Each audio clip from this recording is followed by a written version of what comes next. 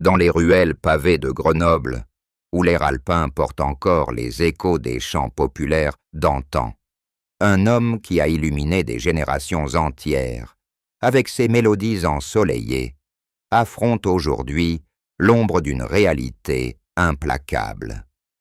Michel Fugain, figure emblématique de la chanson française, dont les refrains joyeux ont bercé les soirées familiales et les rassemblements festifs, brise à 83 ans le voile du silence sur une santé fragilisée par les outrages du temps et une maladie sournoise. Ce aveu, livré dans l'intimité d'un entretien récent, n'est pas un cri de désespoir, mais une déclaration sereine, presque philosophique, qui résonne comme un ultime couplet d'une vie dédiée à la célébration de l'humain.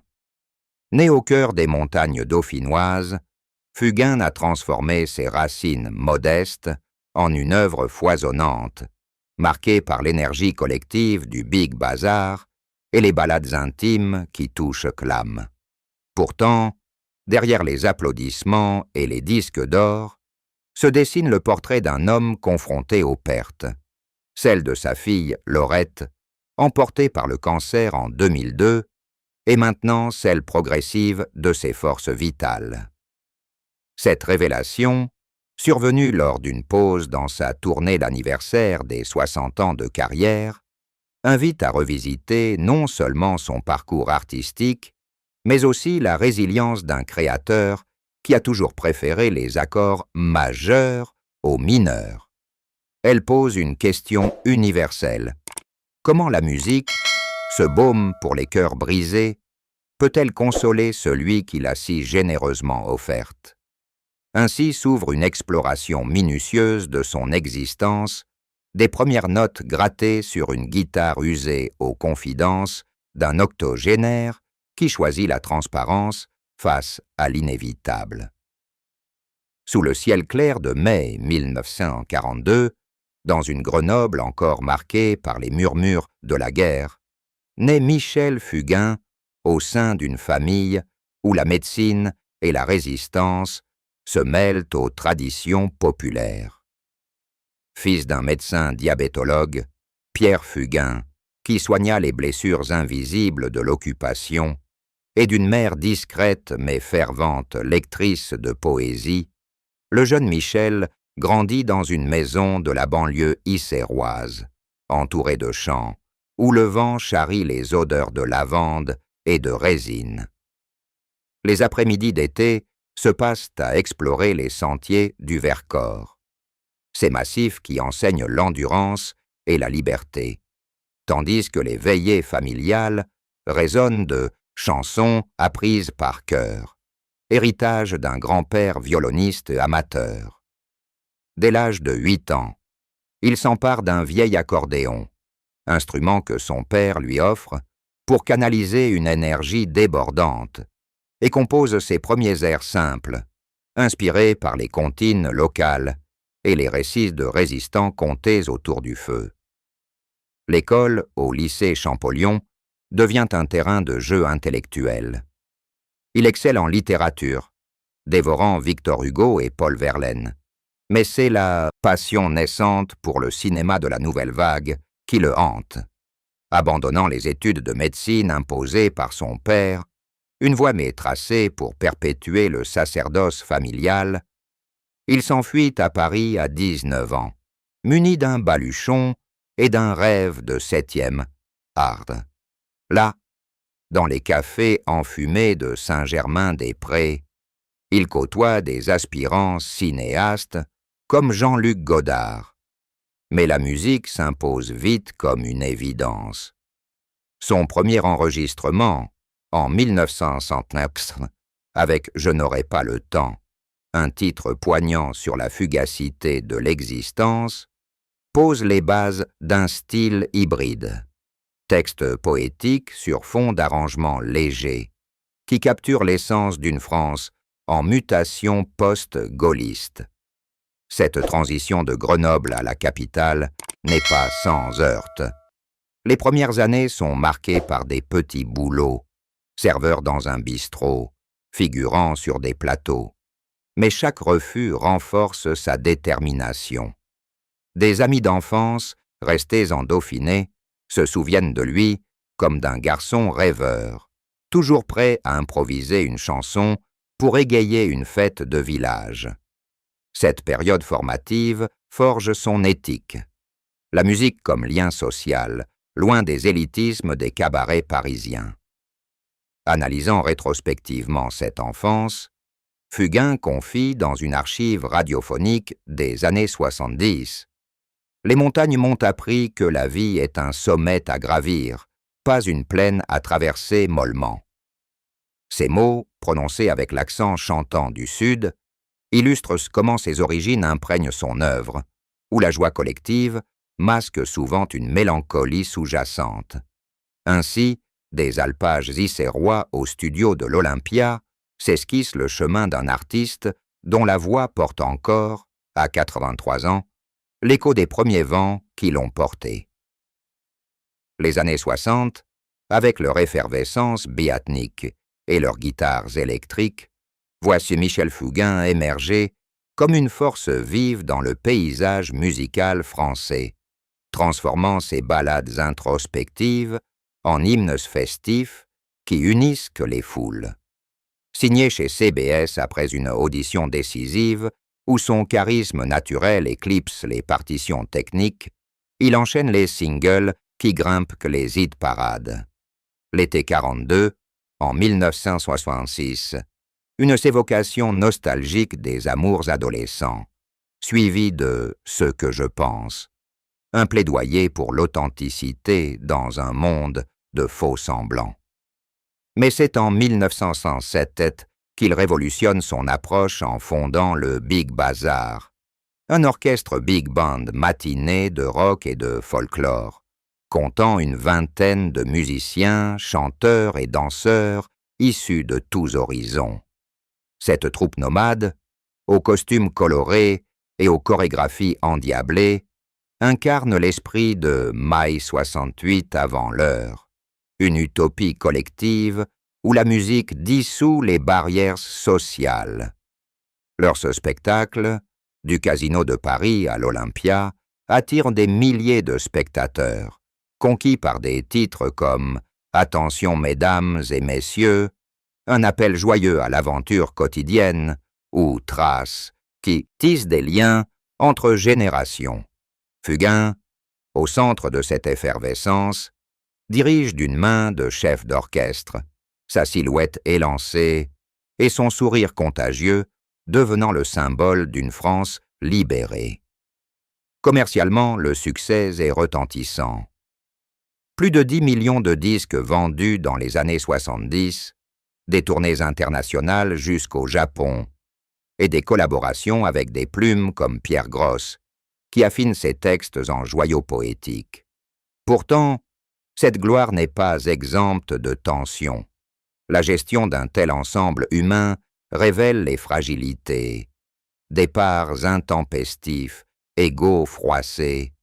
Et Fugain, souvent décrit comme un leader bienveillant mais exigeant, navigue ses eaux troubles avec une diplomatie héritée de ses années médicales avortées.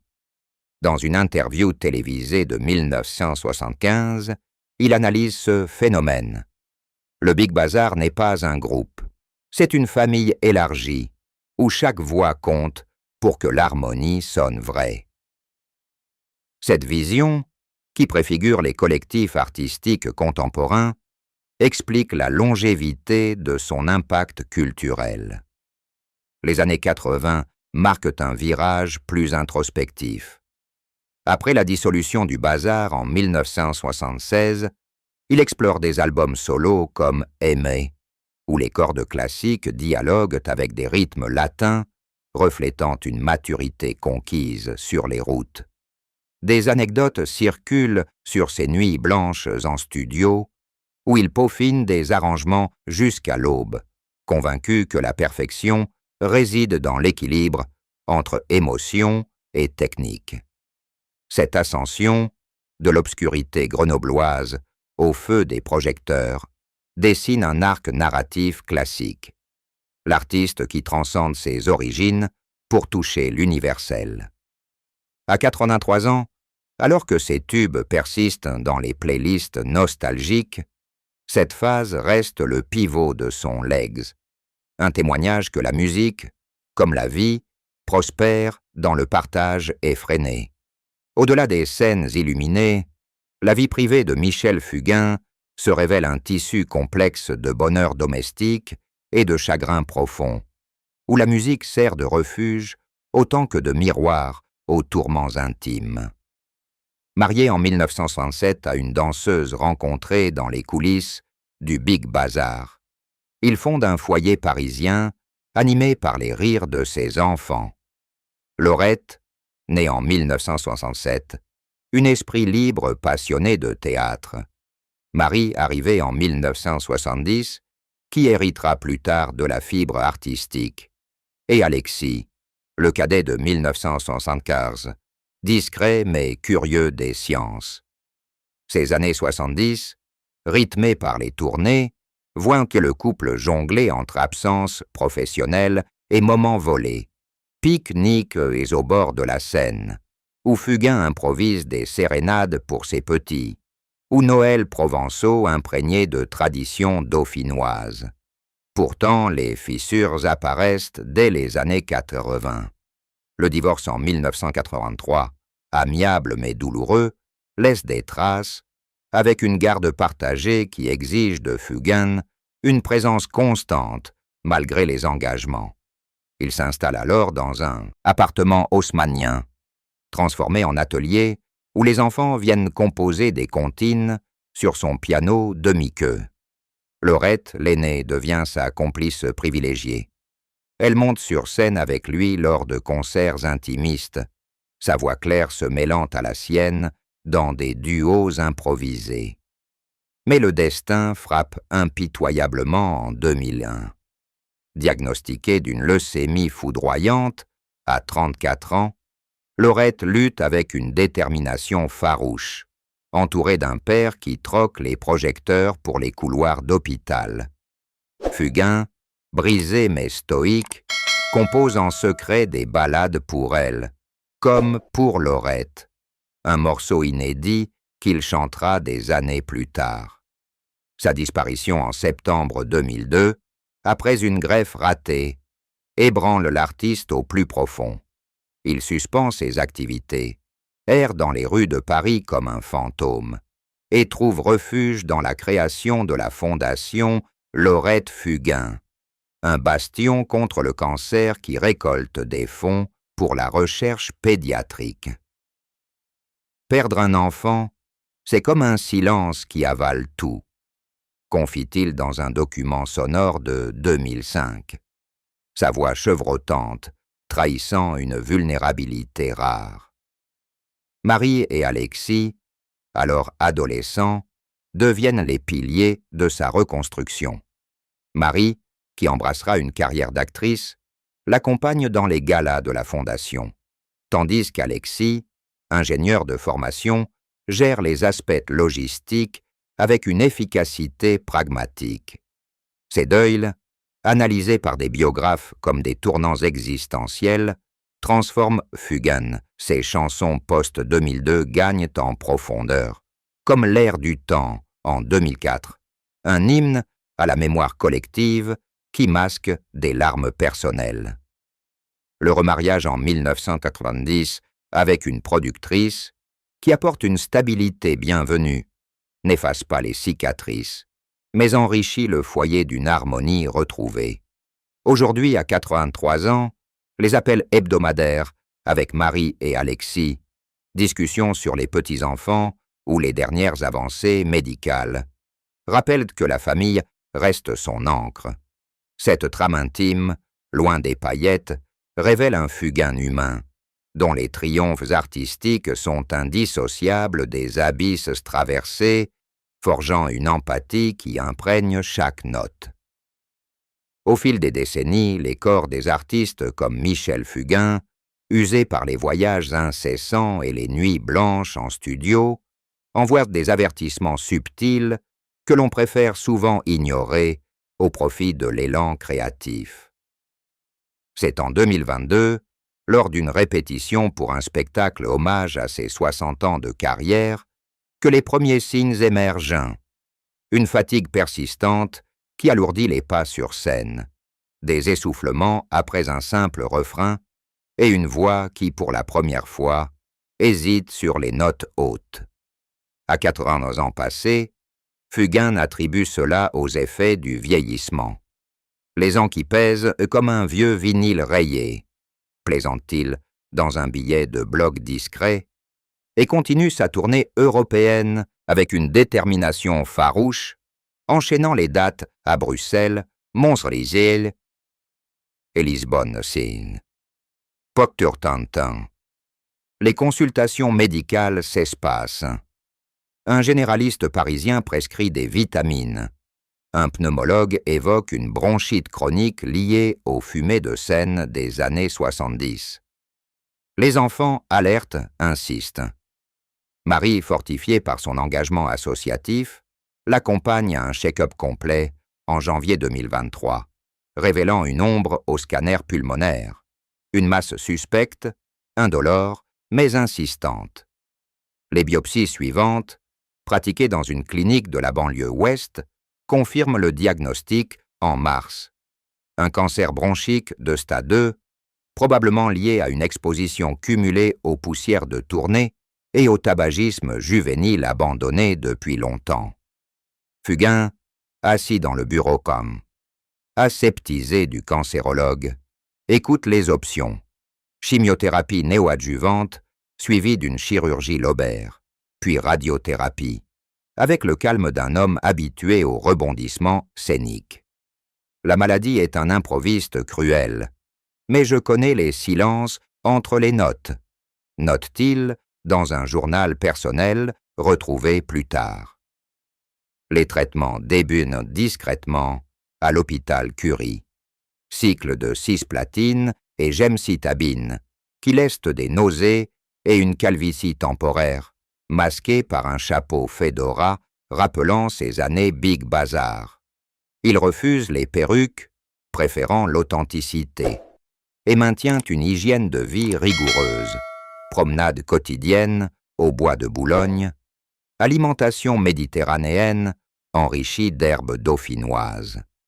Alexis, avec son bagage scientifique, décortique les protocoles. Probabilité de rémission à 70%, si prise précoce, effet secondaire gérable avec des antiémétiques modernes. La Fondation Lorette, ironie du sort, fournit un réseau de soutien. Consultation gratuite, groupe de parole où Fugain, anonyme sous un pseudonyme, écoute les témoignages d'autres familles frappées. Les pauses dans la tournée sont justifiées par un rhume tenace. Mais les initiés perçoivent que les changements, une silhouette affinée, un regard plus introspectif lors des balances. En 2024, l'album La vie, l'amour, etc., enregistré entre 2 séances, infuse une urgence nouvelle. Des textes sur la fragilité humaine, comme le fil ténu, où il métaphorise la santé comme une corde de guitare prête à rompre. Les analyses post-traitement en décembre montrent une régression, mais des métastases lymphatiques persistant, imposant une surveillance trimestrielle. Fugain, fidèle à sa philosophie, intègre cela dans son récit intérieur. La maladie comme un chapitre, non une fin. Cette phase, documentée par des carnets manuscrits remplis de croquis mélodiques et de réflexions philosophiques inspirées d'Épicure, souligne une résilience forgée par les pertes antérieures. Loin d'un effondrement, c'est une adaptation méthodique, ajustement des set-lists pour ménager l'endurance, incorporation de pauses méditatives en coulisses. Ainsi, les signaux discrets, ignorés puis affrontés, tracent un chemin vers l'aveu public où la vulnérabilité devient force narrative. Après 2 ans de combats discrets, où chaque consultation médicale se mue en une répétition pour un rôle imprévu, Michel Fugain opte pour la transparence, une décision mûrie lors d'une retraite solitaire en Dauphiné, au creux de l'hiver 2025. Entourée de ses enfants dans la maison familiale de Grenoble, Marie avec ses scénarios inachevés, Alexis armé de tableurs sur les avancées oncologiques, il pèse les pour et les contre, le risque de pitié voyeuriste contre le pouvoir libérateur de la vérité. J'ai chanté la vie dans ses éclats.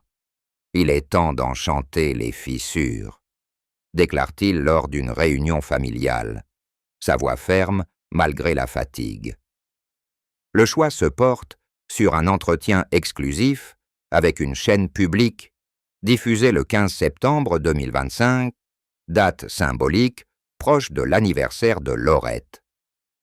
Préparé avec soin, un script minimal pour guider sans contraindre, l'échange se déroule dans son salon parisien, face à un âtre crépitant et des partitions éparpillées. Il y détaille le parcours. Découverte fortuite lors d'un bilan de routine, traitement enduré avec stoïcisme et perspective, une rémission partielle, mais une vigilance éternelle. Ce n'est pas une sentence, c'est un dialogue avec le corps, précise-t-il, évoquant les nuits où la douleur inspire des refrains inachevés. Les ramifications sont immédiates. Un pic d'audience, avec des millions de téléspectateurs captivés par cette humilité octogénaire, et une vague de solidarité sur les réseaux, où Trash Fugainfort balaye les timelines. La Fondation Laurette enregistre une hausse de dons de 40% en 48 heures, finançant de nouveaux essais cliniques sur les cancers pulmonaires. Mais l'annonce soulève aussi des débats. Des psychologues médiatiques analysent ce coming-out médical comme un acte thérapeutique collectif, libérant les tabous sur le grand âge et la maladie. D'autres, dans les colonnes de presse spécialisées, questionnent l'opportunité, craignant un épuisement émotionnel pour l'artiste. Fugain, anticipant cela, publie une lettre ouverte sur son site. Parler, c'est guérir un peu plus, pour moi et pour ceux qui se sentent seuls dans l'ombre. Ses enfants jouent un rôle pivotal. Marie organise des lives acoustiques virtuels pour canaliser le soutien. Alexis coordonne les partenariats avec des labos pharmaceutiques. Sur le plan artistique, l'aveu infuse une tournée revisitée.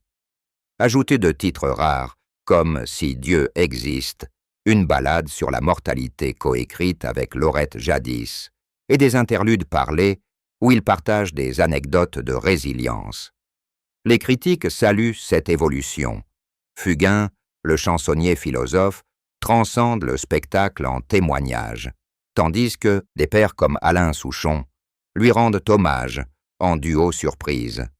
Personnellement, l'exercice libère, une charge mentale allégée, des nuits plus paisibles et une redécouverte de la proximité avec les fans, qui affluent au guichet avec des lettres manuscrites.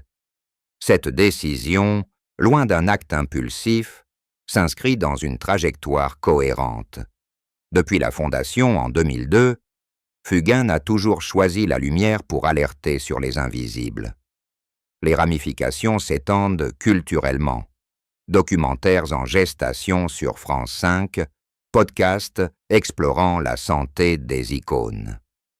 Ainsi, le choix de briser le silence n'est pas une capitulation, mais une affirmation. La vie, même fragilisée, mérite d'être